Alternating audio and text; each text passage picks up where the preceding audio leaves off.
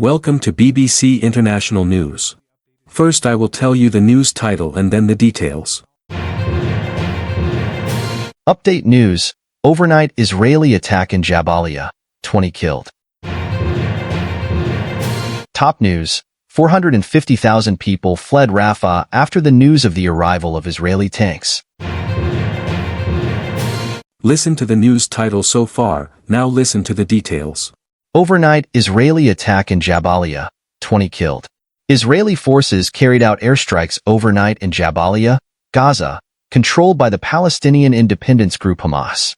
Palestinian health officials said on Monday that they recovered the bodies of 20 Palestinians. Apart from this, several dozen were injured. This information has been reported in The Guardian's live report. Jabalia is one of the few large refugee camps in Gaza. Since the start of the war in Gaza, Israeli forces have been conducting operations there. Residents said Israeli airstrikes destroyed clusters of homes.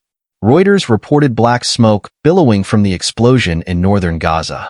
It is also said in the news that Israeli tanks entered the Jabalia camp after the overnight attack on Sunday.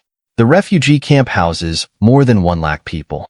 Israeli forces, meanwhile, say our goal is to eliminate Hamas efforts to re-establish military capabilities in Jabalia.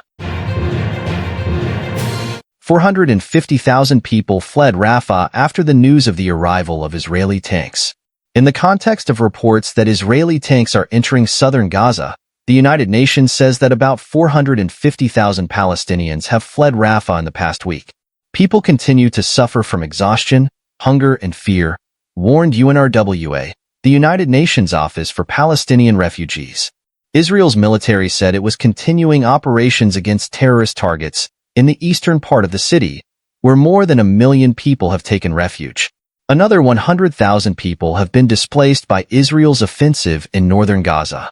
Israeli troops have returned to Zaytown and Jabalia, where Hamas has regrouped, according to the country's military. 5 months ago, Israel claimed to destroy the local battalion of Hamas there.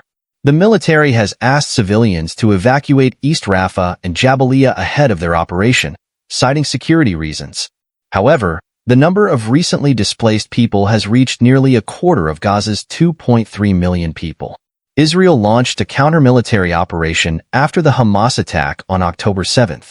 12 people were killed and 252 hostages were taken in the attack by Hamas. Since then, Israel's attacks on Gaza have killed 35,170 people, including 82 in the last 24 hours, according to Gaza's Hamas-controlled health ministry. Meanwhile, Israel and Egypt have blamed each other over the Rafah crossing. Israeli forces have taken control of the Gaza section of the crossing. On Tuesday morning, the UNRWA posted some photos of the empty streets of Rafah City, which were filled with tents and makeshift shelters ahead of the May 6th Israeli offensive. The families fled for safety, the agency said. No place is safe anymore. A quick ceasefire is the only hope. Louise Waitridge, a UNRWA spokesperson based in Rafah, wrote on social media X that families still in the city were moving west as fast as possible and pitching tents on beaches towards the Mediterranean coast.